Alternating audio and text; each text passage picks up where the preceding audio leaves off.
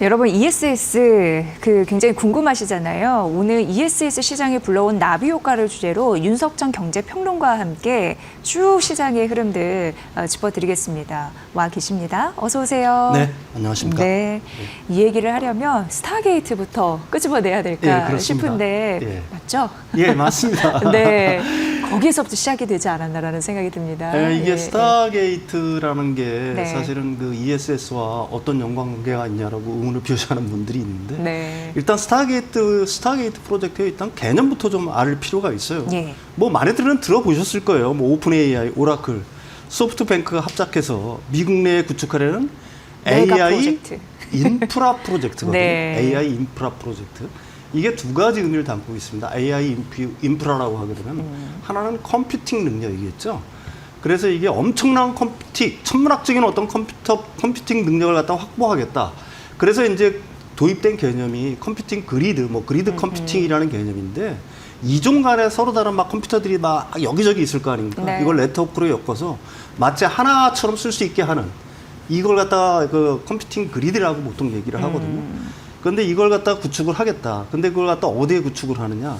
텍사스, 뉴멕시코, 오하이오 등에 이제 구축을 하려고 하는데 여기에 자그마치 투자하려고 하는 돈이 5천억 달러입니다. 그러니까요. 5천억 달러. 우리가 10년 동안 미국에 투자하기로 한 돈이 3,500달러죠. 네, 네, 근데 네. 그거 가지고 우리나라가 막 시끌벅적하지 않았습니까? 예. 지금도 이제 사실은 좀 약간 골치 아픈 문제들을 갖다가 여전히 안고 있는 거고요. 근데 이게 5천억 달러예요. 진짜 엄청난 돈을 갖다가 여기다 쏟아붓겠다라고 하는데 이런 어떤 컴퓨팅 능력을 갖다가 확보하기 위해서 가장 필요한 게 뭐냐? 그게 바로 전력입니다. 전력. 예. 이 전력이 일단 먼저 해결이 돼야 돼요. 제가 미국의 전력 부족 현상에 대해서는 뭐 여러 번 설명드렸으니까 두 번 다시 설명 안 드리겠는데 너무 이해가 잘 됐어요. 그 콘텐츠들도. 예. 이게 지금 어느 정도 그 전력을 갖다가 예상을 하냐면은 이 스타게이트 프로젝트가 10기가와트입니다. 10기가와트. 일단 이렇게 이해를 하시면 돼요. 데이터 센터들이 있잖아요. 네. 조그만 한 중형 정도 데이터 센터들이 한 50에서 70메가와트. 그 다음에 아주 큰 초대형 데이터 센터가 한 100메가와트 정도거든요. 100. 예. 그러면 이게 어느 정도 들어갈까요? 10기가와트면 이게 100개가 들어간다는 얘기입니다. 초대형 데이터 센터 그쵸, 그쵸. 한 100개 정도가 예. 들어간다는 거예요. 이런 어떤 컴퓨팅 능력과 그다음에 전력 어떤 확보 방안 이걸 담고 있는 게 사실은 스타게이트 프로젝트의 개념인 거고요. 오픈AI라든지 이런 회사들이 이걸 추진하는 이유는 지금 마이크로소프트에 굉장히 크게 의존을 하고 있잖아요. 클라우드에. 오픈AI 자체가. 그러니까 그쪽에서 이제 독립을 해서 하나의 새로운 생태계를 갖다가 만들겠다라고 하는 게 스타게이트의 개념이라고 이해를 하시면 될 것 같아요. 예. 네. 그리고 왜 AI 팩토리 이런 얘기도 자주 하잖아요. 네. 뭔가 이런 생태계가 자꾸 구축이 되면서 이런 단어들도 만들어지는데 확 네. 느낌이 와 닿긴 합니다. AI를 공장에서 네. 빵 찍어내듯이 찍어내겠다는 네, 네, 얘기거든요. 네, 네. 근데 이제 아까도 얘기했지만 다시 네. 말해서 AI 모델을 갖다 개발하고 예. 배포하는 전 과정을 갖다 가장 쉽게 설명하면은 이쪽에서 이제 해결하겠다는 거예요. 네. 근데 이제 제가 오늘 핵심적으로 두 가지 키워드를 제공했잖아요. 하나는 컴퓨팅 파워, 네. 또 하나는 전력 파워. 이 두 가지가 이 스타게이트의 어떤 승패를 가르는 가장 중요한 요체다. 이렇게 말씀을 드릴 수가 있겠죠. 네. 예. 그럼 평론가님 네. 전략적 의미 이 부분도 한번 밝혀주시면 좋을 것 같아요. 이게 네. 사실은 이런 어떤 컴퓨팅 파워와 전력 확보를 통해서 일단 단순한 인공지능이 아니라 범용 인공지능으로 나아가겠다. 거기에 어떻게 보겠다면은 패권을 갖다가 미국이 장악하고 예. 그 미국 내에서의 패권은 오픈AI를 비롯한 이 스타게이트에 참여한 이 세 회사가 장악을 하겠다. 뭐 이런 거죠. 근데 이제 여기서 가장 중요한 개념 계속 제가 말씀을 드리는 거는 어떻게 하면은 전력을 확보할 것이냐예요. 10기가와트가 와워가 필요하다고 했잖아요. 10기가와트. 근데 이걸 갖다 어떻게 충족을 해서 빨리 건설을 할 것이냐. 그렇죠. 예. 어떻게 보면 이게 시간 싸움인 거거든요. 그러니까 누가 빨리 이 전력원을 확보를 해야지 컴퓨팅 파워는 일단 뒷전인 거고 네. 일단 전력 확보가 먼저 시급한 상황이지 않습니까? 에너지가 공급돼야지 켜지니까. 예, 그러니까 이걸 갖다 어떻게 빨리 건설을 해서 이 설비들을 갖다 구축을 할 거냐. 이게 결국은 스타게이트의 어떤 성공 여부를 가르는 핵심 요체가 될 수밖에 없다. 왜 그러냐면 AI 경쟁은 너도나도 지금 막 하고 있는 거 아니겠습니까? 네, 네. 근데 그 중에 제일 앞서 나가는 회사들은 어떤 회사들이겠어요? 일단 전력원을 일단 다 확보를 하고 그 다음에 이제 GPU 확보하고 뭐 등등등 해야 하는 회사들이 먼저 앞서 나가겠죠. 근데 이제 스타게이트는 지금 막 시작하는 단계이기 때문에 가장 중요한 전력 캐파를 갖다가 확보하는 게 제일 급하다 이렇게 얘기할 수가 있겠죠. 네. ES 시장에서 어떻게 보면 가장 짙은 인상을 준 게 LG에너지 솔루션이 아닐까라는 그렇죠. 생각을 하게 되는데 계속 이제 모멘텀이 붙고 있다 보니까 요즘 좀 참 자주 소개를 해드리는 종목 중에 하나인 것 같아요. 네, 그렇습니다. 이게 테슬라하고 6조 원 정도의 그 ESS 배터리 공급 계약을 갖다가 맺었잖아요.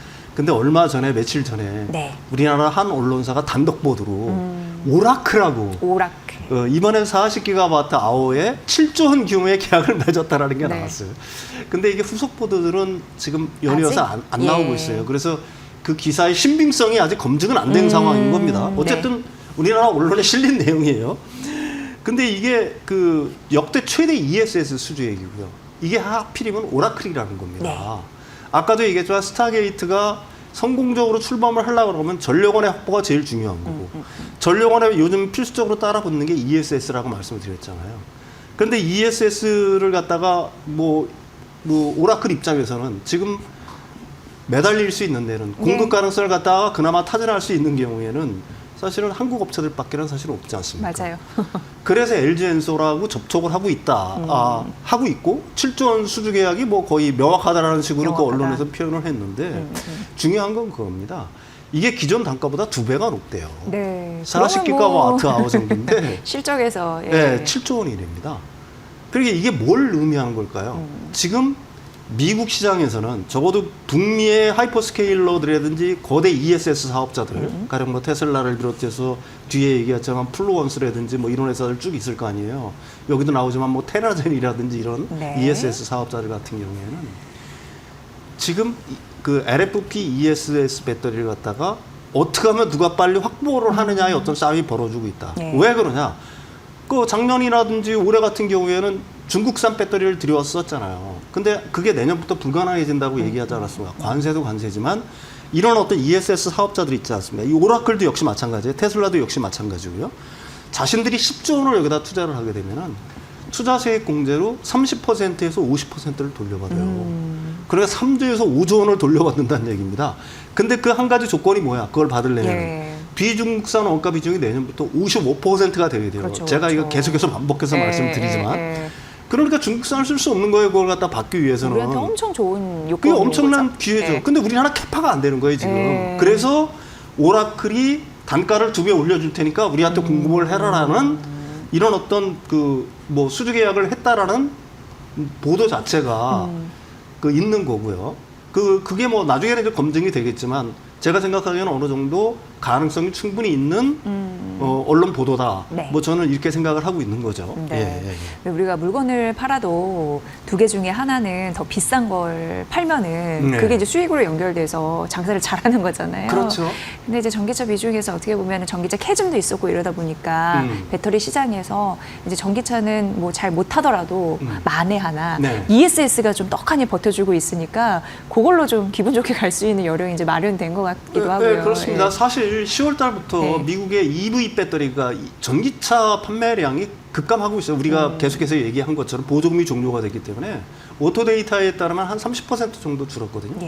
그러니까 미국에서 내년에 올 4분기죠. 올 4분기에 그 EV용 배터리 출하량이 한 20% 정도 감소할 거라고 보고 있어요. 그래서 이제 그것 때문에 걱정을 굉장히 많이 하시는데 내가 왜 ESS 얘기를 하냐? 저번에도 얘기했지만 LG에너지 솔루션 같은 경우에는 내년에 EV향 배터리로 나가는 게 26기가와트 아워 정도이고요. 근데 ESS 배터리형으로 나가는 게 31기가와트 아워예요.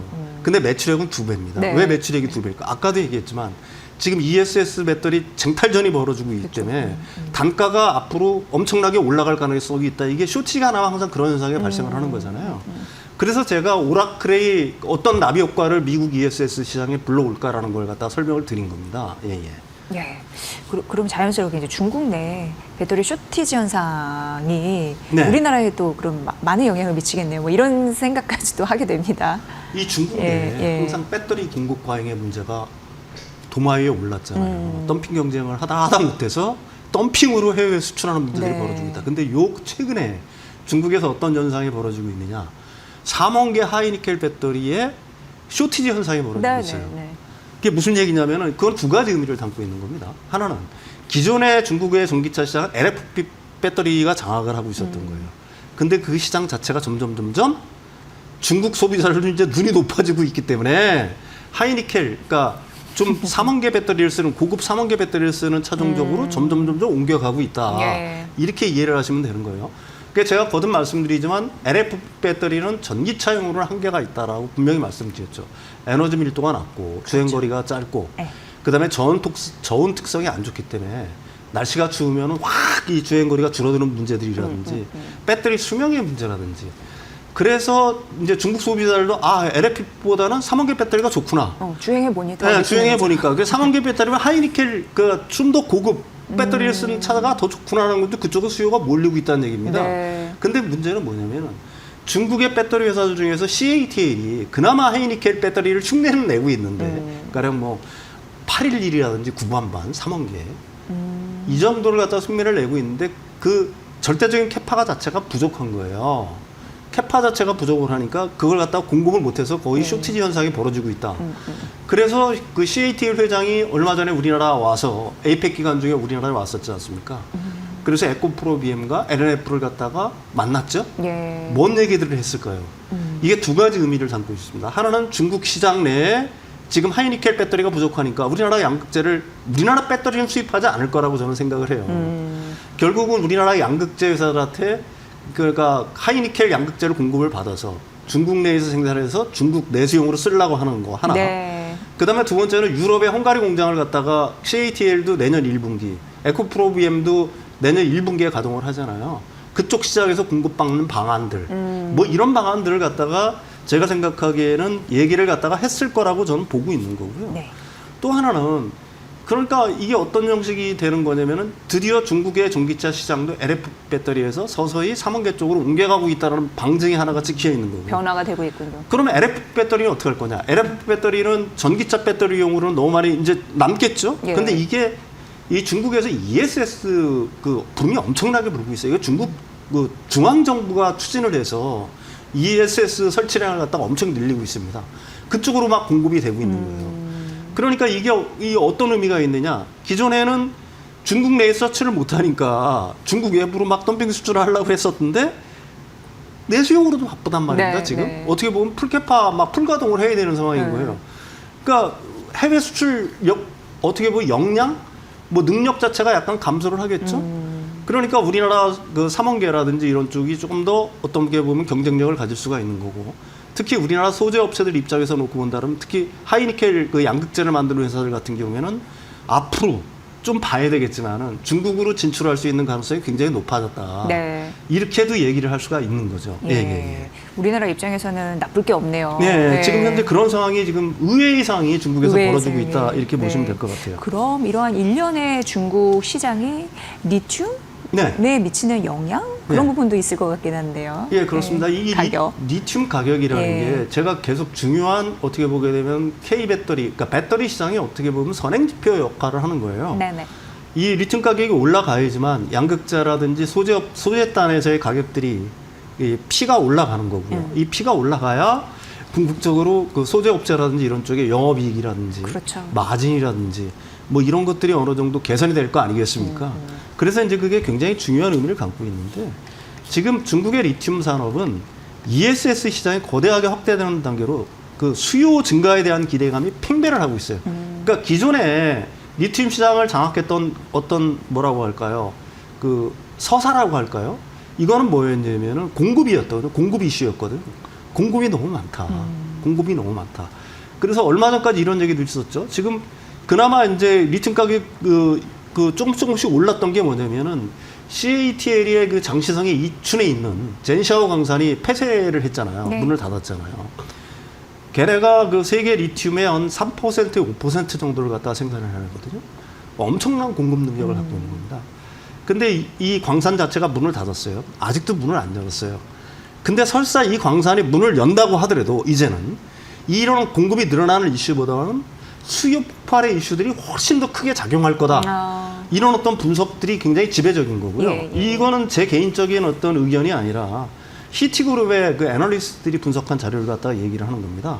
그 말을 그대로 옮기면은 최근에 리튬 모멘텀은 잠재적인 공급 중단 이슈보다는 강력한 수요에 의해 주도될 것이라고 본다.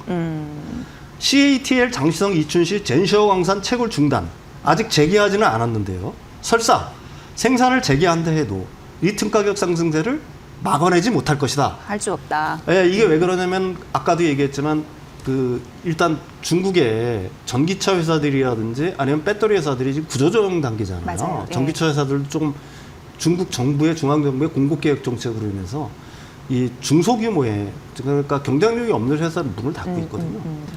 그런데 이제 그 바람에 사실은 배터리 공급 역량도 중국 내수를 아까 충족하기에도 거의 뭐 이 감당이 불가능할 정도로 풀캐파로 돌아가고 있다는 얘기입니다. 예, 예. 그러니까 탄산 리튬이라든지 리튬 수요가 거기서 높아질 수밖에는 사실은 없겠죠.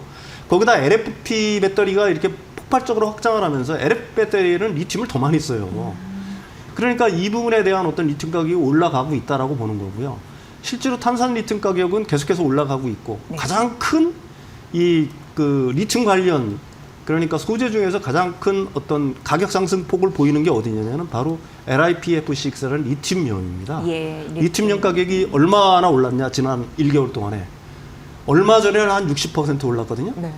지금 보니까 어제 보니까 100%나 올랐어요. 세 자릿수 넘어가요. 그러니까 톤당 8,000달러에서 지금 15,600달러 정도까지 올랐거든요. 거의 2배 정도까지 올라갔다는 얘기입니다. 그러니까 이런 상황이 어느 정도 그러니까 조금만 더 지속이 된다라고 하게 되면 우리가 과거에 봐왔던 리튬의 어떤 폭등 현상 그것까지는 아니라고 하더라도 리튬이 뭐 하락을 해서 리튬 가격이 이렇게 폭락을 해가지고 우리나라 기업들이 뭐 재고평가선을 났고 뭐 이런 어떤 고통스러운 시간은 없겠다. 어느 정도 지나가고 있다. 예. 이렇게 봐야 되겠죠. 예. 결국은 이렇게 정리를 할 수가 있습니다. 세계는 지금 두 가지 이 어떤 요인에 의해서 움직이고 있다. 특히 배터리 업체는 ESS의 거대한 확장. 동시에 지금 중국 시장에서 벌어지는 걸 갖다가 우리는 유심히 봐야 된다. 우리는 LFP 배터리가 세계를 장악할 거라고 계속해서 얘기해 왔지만 예. 중국 시장에서 지금 LFP EV 수요는 줄고 있고 오히려 감소를 하고 있고 삼원계 배터리들의 수요가 오히려 늘어나고 있다. 이 부분을 갖다가 굉장히 좀 유의해서 봐야 될 대목이다. 그리고 이거는 K배터리한테는 엄청난 기회가 될 수 기회다. 있는 어떤 시기가 도래를 하고 있다. 점점. 네. 뭐 이렇게 얘기할 수가 있을 것 같습니다. 그래서 ESS 시장 확대가 불러온 나비 효과 결국 앞으로의 성장성 과연 그 끝이 어디일까 할 정도로 우리가 좀 기대감을 갖게 하는 요소이네요. 이런 것들이.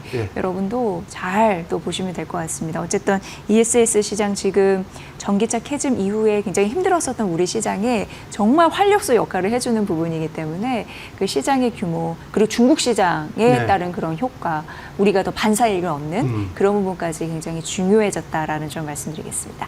윤석정 경제평론가의 분석이었습니다. 잘 들었습니다.